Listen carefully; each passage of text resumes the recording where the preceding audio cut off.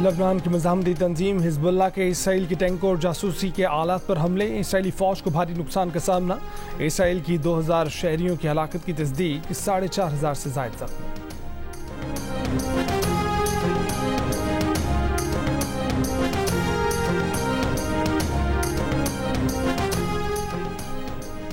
गजा अस्पताल पर आलमी गुस्सा ठंडा करने के लिए इसराइल ने गजा में इमदादी काफिलों को दाखिले की मशरूत इजाज़त दे दी। कहा कि मिस्र के रास्ते जनूबी गजा आने वाली इमदाद पर हमला नहीं करेंगे।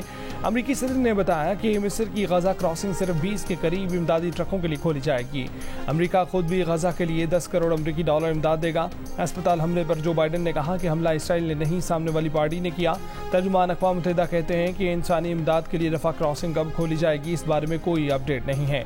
अक़वाम मुत्तहिदा का खुद गजा अस्पताल हमले की तहकीकात का ऐलान। गजा पर इसराइली हमलों में शहीद होने वालों की तादाद 3500 हो गई, 13000 से ज़ायद जख्मी। गजा में इमरजेंसी हुक्काम का कहना है कि अस्पताल लाए गए जख्मियों में 40% बच्चे हैं।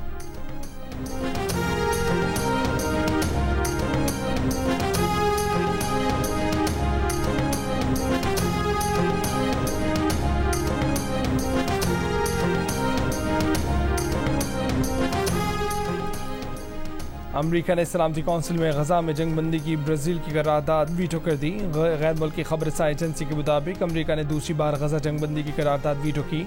करारदाद वीटो किए जाने के बाद रूस का गजा की सूरत हाल पर अक़वाम मुत्तहिदा जनरल असम्बली का इजलास बुलाने का मुतालबा।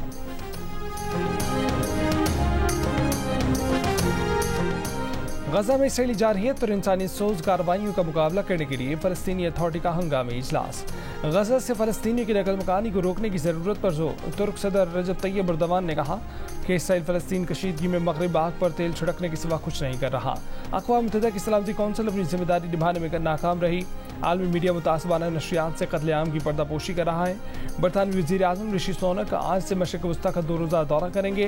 पहले मरहले में वो इसराइल जाएंगे। ऋषि सुनक का कहना था कि अस्पताल हमला खित्ते और दुनिया भर के रहनुमाओं के लिए लम्हा फ़िक्रिया होना चाहिए कि वो तनाज़ात रोकने के लिए इकट्ठे हों।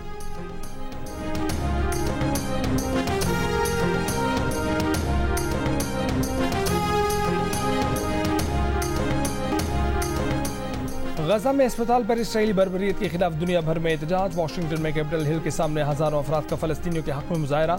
सिटी यूनिवर्सिटी न्यूयॉर्क के असातिज़ा और तलबा का एम्पायर स्टेट बिल्डिंग के करीब एहतजाज। शिकागो में इंसानियत से मोहब्बत करने वाले सड़कों पर निकले। फ़लस्तीनियों की नस्लकुशी और इसराइली इमदाद रोकने का मुतालबा। लंदन में बरतानवी वज़ीर आज़म की रिहाइशगाह के बाहर हजारों अफराद का मुजाहरा। दी हेग में बैनुल-अक़वामी फौजदारी अदालत के बाहर सैकड़ों अफराद का गजा अस्पताल पर हमले के खिलाफ एहतजाज। यमन में हजारों अफराद का फ़लस्तीनियों के हक में मुजाहरा। दुनिया से इंसानियत के तहफ़्फ़ुज़ का मुतालबा। इटली, तुर्की, मिस्र, उर्दन, ट्यूनिस, लिबनान और फ़िलीपींस में भी जंगज़दा फ़लस्तीनियों से इज़हार यकजहती किया गया।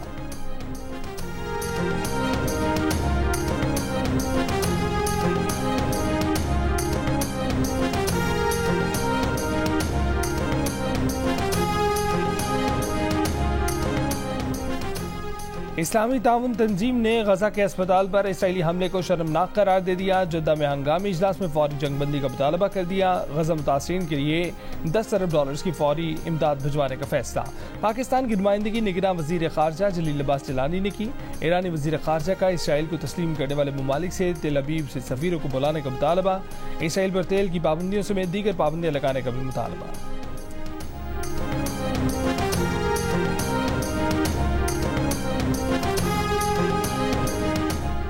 फ़लस्तीनियों को ज़ालिमाना तरीके से शहीद किया जा रहा है। वज़ीर आज़म और वज़ीर ख़ारजा को फ़लस्तीनियों के लिए बोलना पड़ेगा।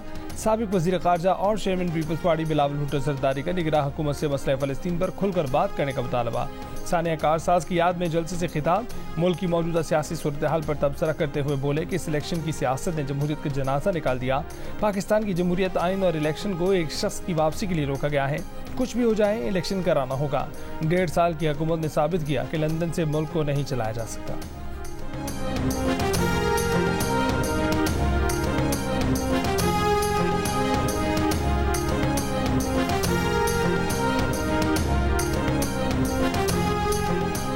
नून लीग के कायद नवाज शरीफ का सऊदी अरब से आइंदा 24 घंटों में दुबई पहुंचने का इम्कान। नवाज शरीफ ने उम्रे की अदायगी के बाद रोज़ा रसूल सल्लल्लाहु अलैहि वसल्लम पर हाजिरी दी। नवाज शरीफ की ज़ाती अमले के 5 अफराद लाहौर से दुबई पहुंच गए। नवाज शरीफ दुबई में 2 दिन गुजारेंगे। दुबई में एक अहम मुलाकात भी तय है।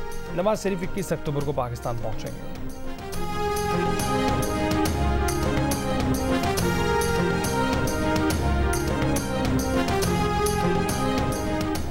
और भारतीय टीवी पर इसराइली इंटेलिजेंस स्पेशल फोर्सेस के एहलकार फेडरिक ने मेज़बान की साड़ी को फ़लस्तीनी झंडा समझ लिया, एतराज़ दाखना शुरू कर दिया। कहा कि फ़लस्तीनी परचम पर इसराइली झंडा गालिब आएगा। ताहम खातून मेज़बान ने इसराइली मेहमान को लाजवाब कर दिया। कहा कि ये साड़ी उनकी दादी की है जो अगर जिंदा होती तो 105वें सालगिरह मना रही होती।